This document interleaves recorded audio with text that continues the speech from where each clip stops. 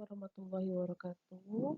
Selamat pagi, siang, sore maupun malam ya, karena kan tergantung kelasnya. Oke, untuk materi pertemuan keempat, ini sebenarnya untuk yang keempat, tapi karena kemarin kondisinya memang harus suatu yang terjadi, jadi ini dijelaskan di pertemuan kelima. Oke, mengenai pertemuan yang hari ini atau minggu ini yaitu tentang elastisitas permintaan. Elastisitas itu adalah perubahan. Ya, perubahan. Jadi di sini di elastisitas itu nanti ada tiga hal yang merubah perubahan konsumen terhadap jumlah barang yang diminta. Yang pertama yaitu karena perubahan dari harga barang tersebut atau disebut dengan price elasticity of demand. Kemudian yang kedua yang mempengaruhi perubahan dari jumlah barang yang diminta oleh konsumen yaitu dari pendapatannya, ya, yaitu income elasticity of demand. Dan yang ketiga yang mempengaruhi terhadap perubahan jumlah barang yang diminta oleh konsumen yaitu karena harga barang lain atau mungkin yang kemarin yang kita bahas adalah PI atau PY, yaitu disebut dengan cost elasticity of demand. Oke, lanjut.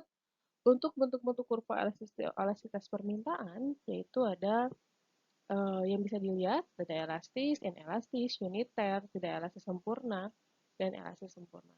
Oke, kita bahas satu-satu ya.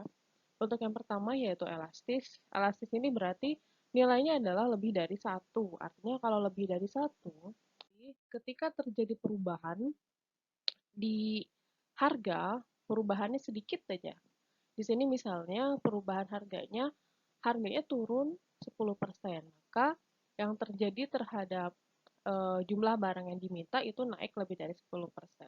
Bisa dilihat di kurvanya, ketika harga awalnya di V0 dan Q0, kemudian turun ke P1, misalnya berubahnya adalah 10%, maka kenaikan permintaannya akan naik lebih dari 10%, yaitu di Q0 P1. Contoh barangnya apa? Oke, yang sangat mempengaruhi terhadap perubahan dari harga yaitu adalah barangnya. Oke, nah ini ya barang-barangnya barang-barang mungkin kalau tren yang sekarang itu adalah barang-barang up to date atau barang-barang yang memang banyak orang yang pengen punya.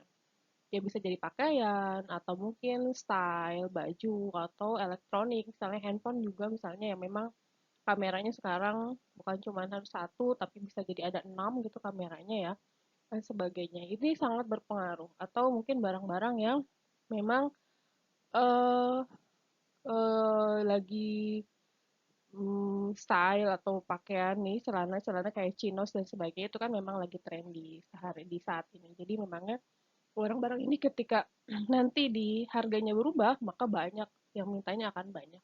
Oke, selanjutnya ada barang inelastis. Inelastis ini adalah barang ketika harganya turun banyak.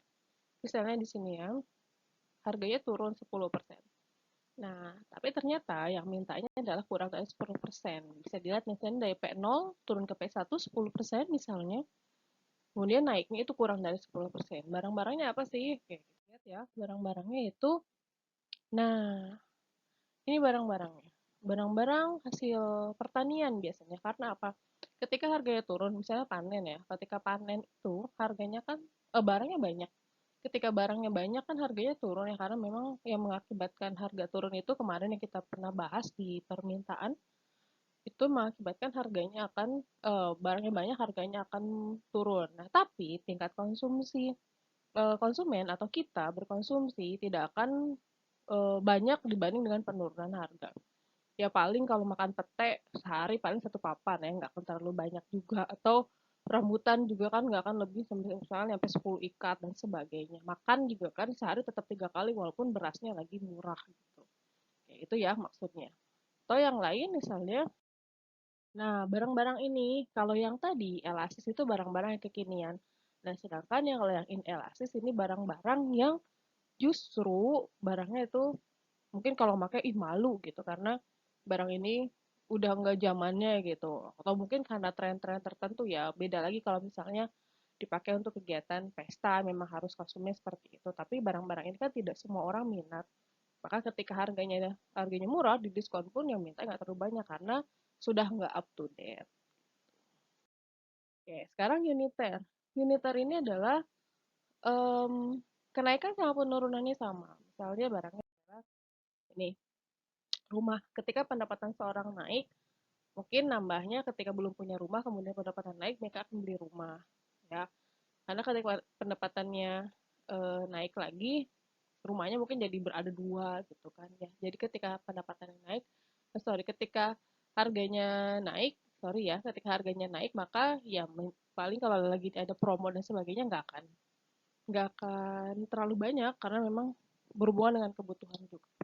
Oke, selanjutnya tidak elastis sempurna. Nah ini di kurva ditunjukkan bahwa di sini lihat yang garis kurvanya itu yang ada nilainya yaitu Ki. Nah, Ki-nya yang ada nilainya. Berarti yang nggak ada yang bisa berubahnya yaitu Ki-nya. Ki-nya di sini adalah 0. Yang berubah adalah P-nya. Ya, barangnya di sini Ki 0 itu maksudnya adalah barangnya cuma segitu-gitu aja. Tapi harganya bisa berubah. Bisa tidak ada harganya sama sekali, misalnya di P0, dan bisa harganya sangat tinggi di P1. Oke, barangnya apa ya? Barangnya cuma segitu aja. Misalnya di dunia ini cuma ada dua. Atau mungkin di dunia ini cuma ada satu aja barangnya. Oke, dan ini adalah, nah ini barang-barangnya, yaitu barang antik. Oke, misalnya ini ya barang yang pertama, gambar yang pertama ada apa ya, buat masak nasi ya dulu ya. Kalau sekarang kan udah jarang. Setrikaan yang pakai arang kan sekarang nggak banyak. Tapi kalau barang-barang ini antik, mungkin di Jakarta kan ada tuh untuk pasar antik. Nah, itu harganya juga akan naik karena apa? Nilai seninya yang berbeda. Atau mungkin peninggalan sejarah di gambar yang keempat. Nah, mungkin dinasti apa. Nah, bisa jadi barangnya tidak ada harganya karena kenapa? Ketika orang tidak tahu, misalnya ada di bawah, di rumah kita misalnya di bawah tanah, tiap hari diinjakin. Ketika orang tahu bahwa barang ini adalah barang peninggalan sejarah, Majapahit atau Sriwijaya misalnya. Oh, ternyata ketika orang tahu ini punya nilai sejarah, harganya akan naik atau nilainya akan naik. Gitu. Sekarang, LC sempurna. Ya, LC sempurna, kebalikan tadi dari ya, tidak LC sempurna. Kalau ini, harganya segitu. Jadi kalau kita mau beli dimanapun, mau beli di Aceh, beli di Papua, di Kalimantan, dimanapun harganya sama. Yang membedakan adalah Ki 0, berarti barangnya nggak ada sama sekali atau stoknya lagi kosong. Tapi misalnya kalau Ki 1 berarti barangnya lagi banyak. Oke. Apa harganya ketika kita beli barang dimanapun harganya sama? Pastinya adalah ini. Nah, karena kita beli bahan bakar dimanapun, sekarang pemerintah kan sudah membuat kebijakan, termasuk kalau dulu di Irian Jaya harganya mahal ya, Papua harganya mahal, tapi sekarang karena sudah ada infrastruktur, maka harganya sama. Oke, ya kita akan menghitung tentang price elasticity of demand. Oke, yang pertama menghitung price elasticity of demand yaitu ada delta. Delta Q dibagi dengan Q, artinya adalah setiap perubahan jumlah barang itu dipengaruhi oleh perubahan dari harga. Oke, kemudian secara matematik ya, nih karena demand itu pasti hubungannya negatif karena ketika harga barangnya naik permintaannya turun, ketika harganya turun permintaannya naik, maka pasti hasilnya nanti semua akan negatif. Nah, biar nggak negatif hasilnya, maka di rumusnya itu dikasih negatif. Oke, jadi delta Q per delta P dikali P per Q. Atau kalau secara matematik berarti karena ada delta, delta itu kan perubahan, karena ada perubahan berarti ada harga awal dan harga setelah perubahan. Maka di rumusnya yaitu min delta Q per delta P dikali P1 plus P2 dibagi Q1 plus Q2. Oke, contoh angkanya misalnya ini ya 86420 dan Q-nya juga itu ada, bisa dilihat. Kemudian gimana cara menghitungnya? Oke, kita buatin kurva dulu. Dibuat titik-titiknya ya. Ini kurvanya seperti yang pernah kita uh, buat pas di pertemuan kedua. Oke, cara menghitungnya misalnya gini. Dari A ke B, berarti dari min 10 10, berarti kan dari 0 ke 10 ya, Q-nya. Q-nya 0 ke 10 dibagi P-nya dari, sorry, P-nya dari 0 ke 10 dibagi 2, harga delta Q per delta P. Berarti ini perubahan Q yang 10 min 10 per min 2, per 2, ya, dikali 8 sama 6. 8 berarti P yang pertama ditambah P yang kedua. Kemudian Q yang pertama ditambah Q yang kedua. Hasilnya adalah 7. Oke, seterusnya seperti itu. Ya, jadi tinggal perubahan-perubahannya saja. Jadi perubahan pertama, berarti ini nilai Q-nya adalah 10, perubahan dari Q yang 0 ke 10, berarti ya harga jumlah barang yang diminta pertama adalah 0, kemudian yang kedua berubah jadi 10. Maka 10. Kemudian harga yang pertama adalah 8, ditambah harga yang kedua adalah 6. Turun ya, jadi min 2. Gitu. Semuanya sama 10 per 2, 10 per 2, 10 per 2 karena intervalnya sama-sama 10 dan 2. Yang membedakan adalah perubahannya saja. Oke, semakin ke bawah, nilainya adalah semakin tidak elastis. Oke, selanjutnya kita menghitung income, elasticity of demand. Income elasticity of demand adalah mengukur perubahan jumlah barang yang diminta karena perubahan dari pendapatan kita. Ingat yang kemarin kita pernah bahas bahwa dari sudut pandang pendapatan, orang melihat barang itu karena ngelihat dari tingkat pendapatannya.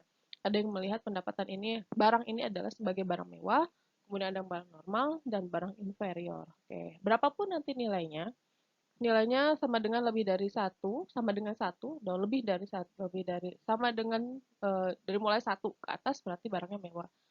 Tapi kalau nilainya 0, positif ya, 0, semua itu berarti barang normal, dan berapapun angka yang nilainya negatif, maka itu adalah barang inferior. Oke, sekarang ini angkanya hampir mirip kayak yang tadi, berarti perubahan. Perubahannya misalnya berarti delta Q, berarti 5 ke 10 dibagi dengan 1000 ke 2000. Berarti 5 ke 10-nya 5 dibagi 1000 ke 2000, 2000. Ini pembagi semuanya sama ya, 1000, 1000, 1000, yang membedakan adalah perubahan Q. Oke, kita lihat pengertiannya. Sini berarti 5 per 1000 dikali M ke 1 ditambah M ke 2, 1000 ditambah 2000 dibagi Q1 plus Q2, 5 ditambah 10. Oke, hasilnya adalah 1. Berarti dari titik A ke titik B, ini adalah barangnya yaitu barang mewah. Nah, kemudian yang B ke C, karena 0, positif 0, berarti ini adalah barang normal, dan berapapun angkanya hasil negatif adalah barang inferior. Oke. Nah, selanjutnya yang ketiga, yaitu ada cross elasticity of demand. Cross elasticity of demand ini mempengaruhi jumlah barang karena dari harga barang lain. Oke. Yang pernah kita bahas yaitu yang pertama ada barang substitusi, kemudian barang komplementer. Barang substitusi nanti berapapun angkanya, hasilnya positif itu adalah barang substitusi, dan nanti kalau hasilnya negatif berapapun angkanya ya, itu adalah barang komplementer. Kita lihat misalnya di sini QX PY berarti kan delta Q dibagi delta PY dikali PY1 plus PY2 ditambah QX1 tambah QX2. Oke, berarti pengerjaannya adalah delta X QX ya. Berarti 10 ke 6 adalah min 4, kemudian perubahan dari 10 ke 20 adalah plus 10. Udah ketahuan dong, berarti kalau hasilnya negatif otomatis ini adalah barang komplementer. Ya, hasilnya adalah minus 0,75. Oke. Begitu pesannya. Nanti tinggal kita lihat ini ada perubahan tentang penjualan dari elastisitas. Di sini ada TR itu adalah total penjualan atau total revenue, di mana total penjualan itu diperoleh dari P dikali Q. Oke. Ketika penawar atau penjual menurunkan harga pada kurva elastis, maka terjadi perubahan pada permintaan, perubahan besar. Misalnya ini OP, berarti dari 0 ke P, ya di sini ada 10. Perubahan dari 10 nih ke sini ya, 10, kemudian dikali sama OQ1, OP1, OQ1, berarti kali 5, 10 dikali 5, P ya, P-nya 0 ke 10 berarti 10, OP1, kemudian ke OQ1 maka 5. OP1, AQ1 adalah berarti 10 dikali 5 sama dengan 50. TR-nya perubahan sekarang. Perubahannya misalnya P-nya turun ke 8. Kemudian Q-nya berarti naik ya karena elastis lebih besar dari perubahan harga, maka naiknya adalah 10, maka 80. Jadi ketika pengusaha menurunkan harga, maka akan mengakibatkan kenaikan dari permintaan. Gitu. Ya, jadi barang-barangnya sudah. Kemudian barang inelastis. Yang elastis berarti ketika harganya berubah banyak, maka permintaannya tidak terlalu banyak. Misalnya di sini adalah 10-10, kemudian turun harganya ke 8, ternyata yang mintanya hanya nambah 1, jadi 11. Jadi ketika berubah harga 20%, ternyata naiknya hanya 10% misalnya begitu ya. Oke, contoh barangnya tadi adalah barang-barang hasil pertanian. Ini elastisitas penawaran, ini juga mirip sama permintaan, tapi ini tidak terlalu kita bahas ya untuk yang penawaran. Nah, ini adalah latihan soal. Silakan nanti dikerjakan untuk latihan soalnya, elastisitas permintaan, elastisitas penawaran.